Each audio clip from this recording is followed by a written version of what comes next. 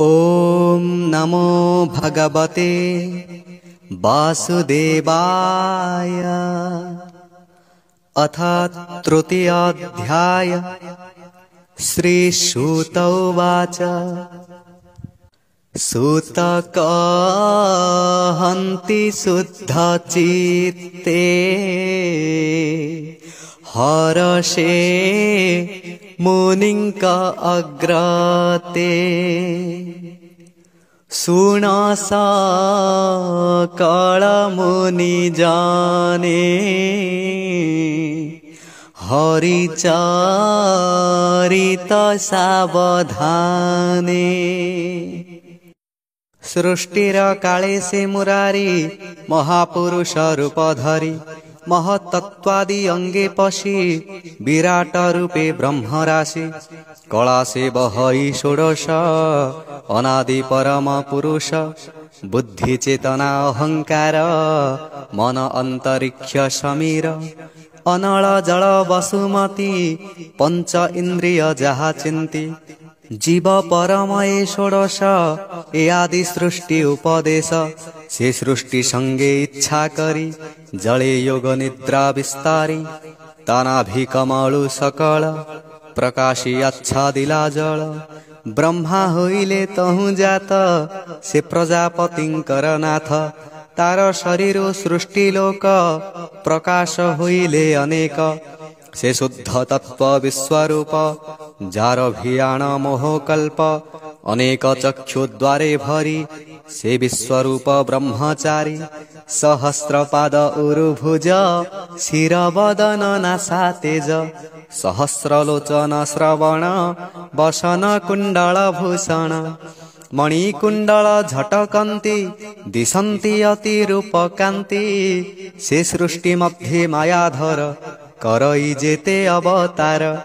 तांकरी मूल जीव एही जगते ब्रह्मा से बोलाई।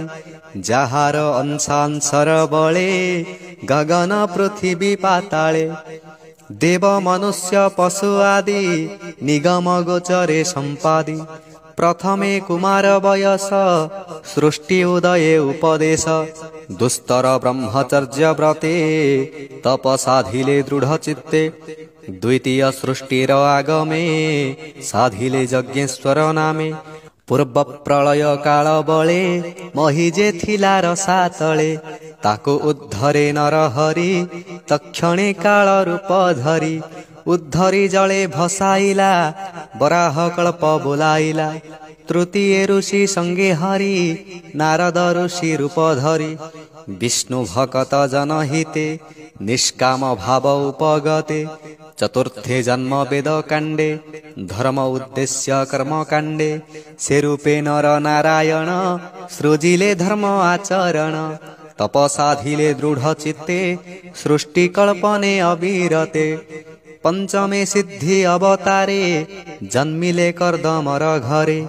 नाम से कपिल बोलाई पिता माता को ज्ञान कही। षष्ठ सर्गरे नर हरि अत्रिर वंशे अवतरी। अनेक ज्ञान शास्त्र कल्पे जन्मिले आकुतिर गर्भे। एरूपे यज्ञ अवतार पालिले स्वयंभू बंकर। अष्टमे नाभिगृहे जात ऋषभ मेरु देवी सुत। कठोर अति तप कले ज्ञानी को पथ देखाइले। नवमे पृथु रूप धरी बळे दुहिले वसुंधरी। क्षीरे धरणी करे सम नाम बहिले उषतम। दशमे मत्स्य रूप होई नादे औषधि बीज बही। प्रलय जले बिहरिला रवि कुमार को रखिला। एकादशरे चक्रधर जे रूपे जन उपकार। इंद्रर अर्थे देवासुरे क्षीर समुद्र मंथिबारे। कपटे कूर्म रूप होई मंदर गिरि पृष्ठे बही। द्वादश सर्गे विश्वरूपे जन्मिला धन्वंतरी रूपे। अमृत क्षीरार्णवुआणी देवंकु पियाइले पुणी। मोहिनी रूपे त्रयोदशे असुर मोहे काम बसे। चतुर्दशे नृसिंह वपु विदारे हिरण्यकशिपु। वामन रूपे पंचदशे बलि को छलिले विश्वासे। षोडश अवतारे हरि परशुराम रूप धरी पितार बद्ध अहंकारे धरणी एक विंश बारे भ्रमिले महाकोपानले राजांकु धरी बाहु बळे दुष्ट क्षत्रिय काटी मुंड रुधिरे पूर्ण कले कुंड तर्पण कले पितृगणे तपे रहिले घोर बने सप्तदशरे सुर कार्ये जन्मिले पराशर वीर्ये निगम वृक्ष थिला एका विचारी कला शत शाखा प्राणीक देखि अल्प बुद्धि जे धर्मे संसारे प्रसिद्धि से पुणी दिवाकर वंशे श्रीरामचंद्र अष्टादशे जलधि बांधि सीता छळे लंका ध्वंसिले भुज बळे रावण मारी देव कार्ये धर्म स्थापिले एहु राज्ये ऊनविंशति रूपे हरि जादव वंशे अवतरी कृष्ण शरीर राम तुले अबनी भारा निवारिले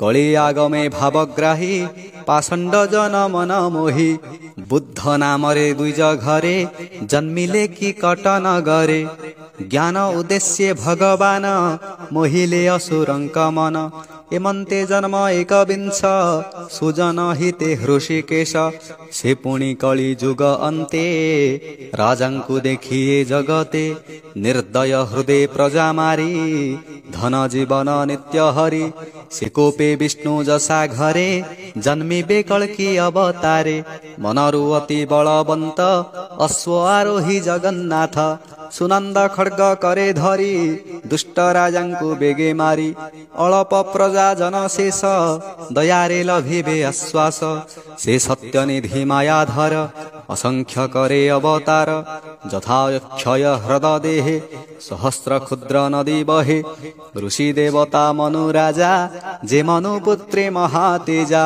यादि जेते प्रजापति विष्णुर अंशे जन्म हन्ति के अंशे केते कला होई विभूति गुणे के जन्मई सकल अवतार सार कियबा देवा पटांतर निज मूर्ति चक्रधर स्वयं श्री कृष्ण अवतार एमंते नाना रूप धरे से हरि संसारे विहरे दुष्टंक बल तेज हरि संसार रखे नर हरि विष्णुर जन्म कर्म वाणी जे हा जत्ने नित्ये शुणी रात्र दिवस मध्ये जेबे काल बंचन्ति कृष्ण भावे से दुख संकट तरन्ति जन्म मरणे नाही भ्रांति विष्णु जन्मई जनहिते एमंते नाना रूप जेते स्वभावे रूप जार नाही निर्लेप निरंजन सेहि मायार गुणे विरचित महत आदिरु संभूत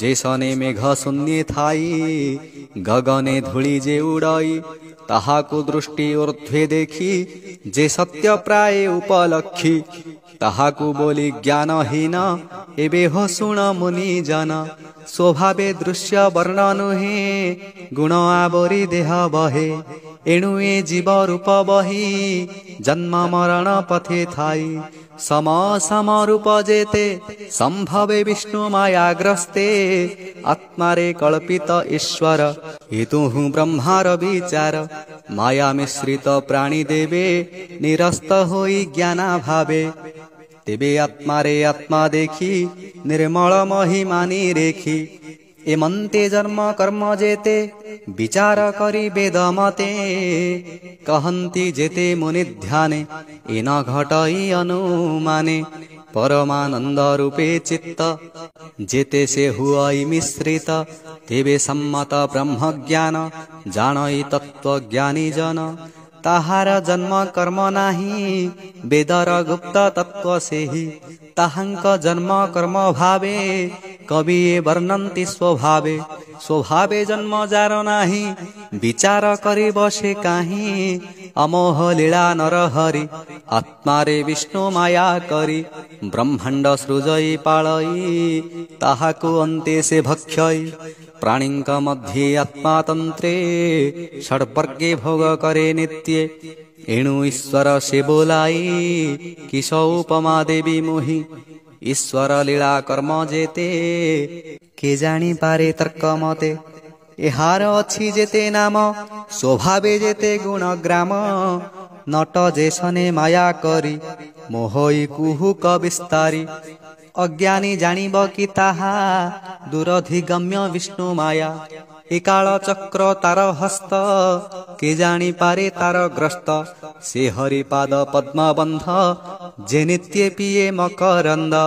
भकत भावेण भजन्ति से कृष्ण महिमा जानन्ति। धन्य जीवन ताहांकर से हरि चरणे किंकर। सर्व आत्मा को आत्मा भावे भजन्ति नित्य वासुदेवे। एमंत भावे जे भजई ए माया ताकु न लागई। ए जे पुराण भागवत निर्मल पद ब्रह्म तत्व। जीवर मोक्ष फल अर्थे धन्य मंगल ए जगते। सर्वनिगम इतिहासे सार उद्धरि मन तोषे। आत्मज्ञानीक मध्ये सार जे सुख रूपे अवतार। ताहांकु भागवत दीक्षा देई कहिले आत्मा शिक्षा। से पुणी परीक्षित आगे कहिले आत्मा अनुरागे। ब्राह्मण सापे से विकले निवास करी गंगा जले। परम ऋषि मेले थाई कृष्ण चरणे मन दे। ए भागवत रस शुणी तरिला भव तरंगिणी। से कृष्ण लीला कार्य लाभे निज भुवने पुणी जेबे। संगते घेनी धर्म ज्ञान निज शरीरे हेबे लीन। ए कली जुगे जेते नरे पड़िबे माया अंधकारे। ताहांकु तपन उदित होइब भावे भागवत। राजा संगते गंगा तटे अनेक ऋषिंक संगते। ए भागवत तत्ववाणी सुक मुनिंक मुखु शुणी।